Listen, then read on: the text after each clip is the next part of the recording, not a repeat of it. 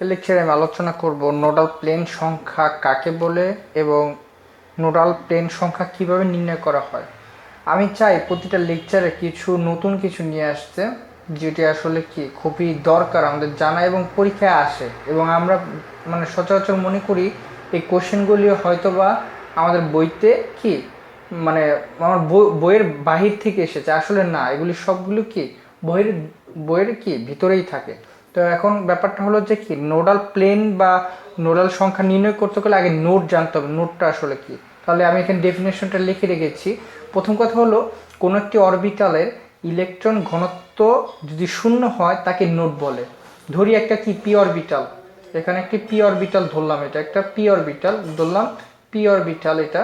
এই পি অরবিটালের এই যে মিলিত বিন্দুটি আছে, যে ড্রামবেলের দুইটি ড্রামবেলের এই মিলিত বিন্দুতে সাধারণত কোনো কি ইলেকট্রন থাকে না, এখানে ইলেকট্রন কি একবার জিরো থাকে। ঠিক আছে, তাহলে এটা হলো কি নোড পয়েন্ট, মানে কি নোড বলে এই এই জায়গাটাকে কি বলতেছে, নোড বলতেছে। এবং আমরা যদি দেখি, আমরা তো এখন শিখলাম কি নোড কাকে বলে, এখন আসি কি নোডাল প্লেন। ঠিক আছে, তো নোড শেখার পরে ব্যাপারটি হলো এই যে অরবিটালটি আছে, এই অরবিটালের যে অক্ষ বরাবর, এখন এই অরবিটালটা কোন অক্ষ বরাবর আছে, এই অরবিটালটা আছে পি জেড বরাবর, মানে কি পি জেড বরাবর।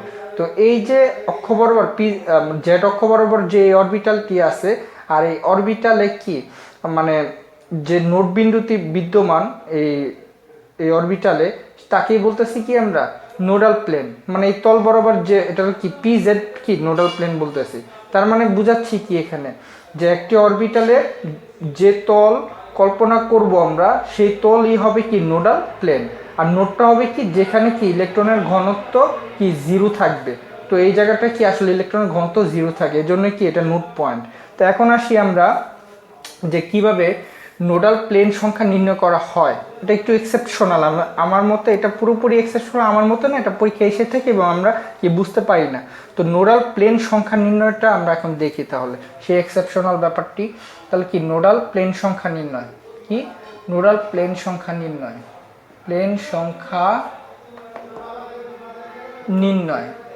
তো নোডাল প্লেন সংখ্যা নির্ণয় যদি পরীক্ষা এরকম আসে যে 3s 3pz এবং কি 3dxy, এই তিনটির নোডাল প্লেন সংখ্যা নির্ণয় করো। আশা করি এই তিনটি বুঝতে পারলে সব পারা যাবে। নোডাল প্লেনের সংখ্যা নির্ণয় করো, নোডাল প্লেনের সংখ্যা নির্ণয় করো। এখন এই 3s এর যদি আমি নোডাল প্লেন সংখ্যা প্রথমে নির্ণয় করি, মনে রাখতে হবে যখন এস অরবিটালের ক্ষেত্রে নোডাল প্লেন সংখ্যা নির্ণয় করতে পারবে তখন সূত্রটি হবে n-1 কি n-1। আর আমরা n কিন্তু জানি, n মানে কি প্রধান কোয়ান্টাম সংখ্যা, আর প্রধান কোয়ান্টাম সংখ্যা কি সামনে বসে এই অরবিটালগুলির সামনে। তাহলে কি এখানে তাহলে কি প্রধান কোয়ান্টাম সংখ্যা n = কত 3-1। তাহলে 3s এর ক্ষেত্রে কি নোডাল সংখ্যা কত আসতেছে, নোডাল প্লেন সংখ্যা আসতেছে কত 2।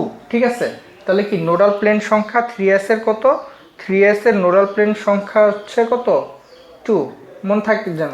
ঠিক আছে, এটা আসবে পরীক্ষায়, এরকম আসে অনেক কোশ্চেন। তো এখন 3s এর ক্ষেত্রে দেখলাম, এবার আমরা দেখি যে 3pz এর ক্ষেত্রে কি। তাহলে কি আমরা একই সূত্র প্রয়োগ করব না, এখানে কিন্তু সূত্রটি অন্যরকম হবে।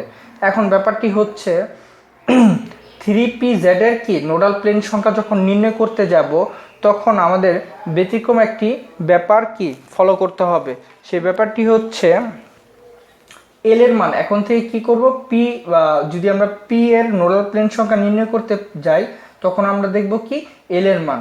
তো এখানে এল এর মান কত, এল এর মান এখানে যেহেতু 3 এন এর মান কত হয়েছে 3 হয়েছে, এখন সেটাও কোনো ব্যাপার না। এল এর মান আমরা জানি 0 থেকে শুরু হয়, 0 1 2 3 4 পর্যন্ত যেতে পারে। মানে কি 0 হলে কি এস অরবিটাল, 1 হলে কি পি অরবিটাল, 2 হলে কি হয় ডি অরবিটাল, আর কি এসপিডি, আর 3 হলে এফ অরবিটাল। সরি 4 নাই দিই আমি এখানে যেহেতু আমার কি অরবিটাল নাই, তো এফ অরবিটাল পর্যন্ত। তাহলে কি 3 হলে এফ অরবিটাল হয়। তো এখানে 3 যেহেতু সামনে আছে প্রধান কোয়ান্টাম, তাহলে আর এ তো এই পর্যন্ত যাবে না, 2 পর্যন্তই থাকবে, মানে কি ডি অরবিটাল পর্যন্ত। ঠিক আছে, তাহলে কি এখন আমার এটাও জানা দরকার নাই যে সামনে কি 3 আছে না 2 আছে।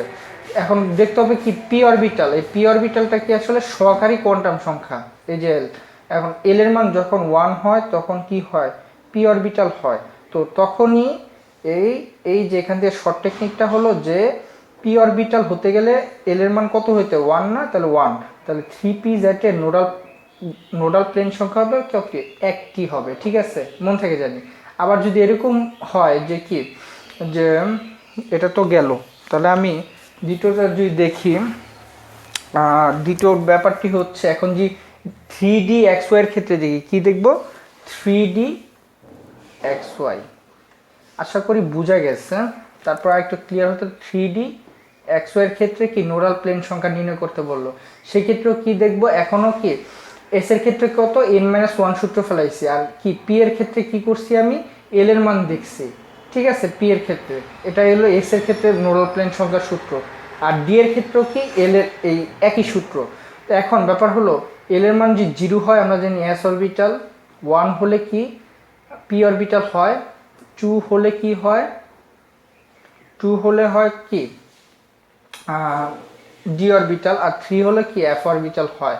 এখন ব্যাপারটা হলো যে এই ডি, এই যে ডি আছে, তাহলে ডি এখানে কিসে আছে, 2তে আছে না, এই 2 হলে এল এর মান কত, 2 হলে ডি অরবিটাল হয় আমরা জানি।